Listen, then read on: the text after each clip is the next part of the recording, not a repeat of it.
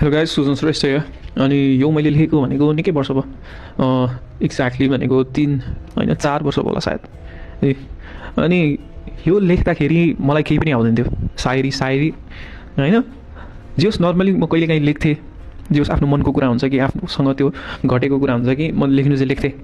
तर त्यस्तो के भन्छ त्यसलाई, भित्र गहिराइमा गएर ठिक्क नर्मल मान्छेले बुझ्ने जस्तै तपाईँ म होइन निकै मान्छेहरूले बुझ्ने तरिकाले लेख्थेँ है।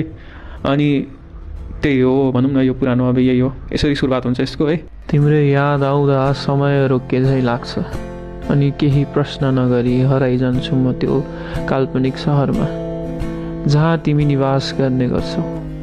अझै पनि तिम्रै माया पाउन मेरो मन अनिस्थिर भएको छ। आफैलाई थाहा छैन मलाई के भएको छ।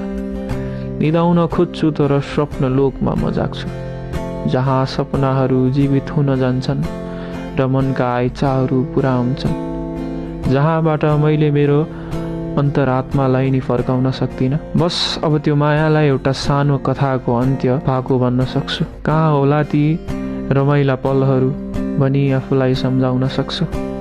उनीसँग प्रेम त कहिले पो भएछ भनी आफूलाई नै थाहा छैन।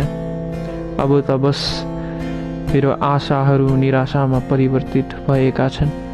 अब त बस मेरा जीवनमा उनको अस्तित्वको कमी भएको छ।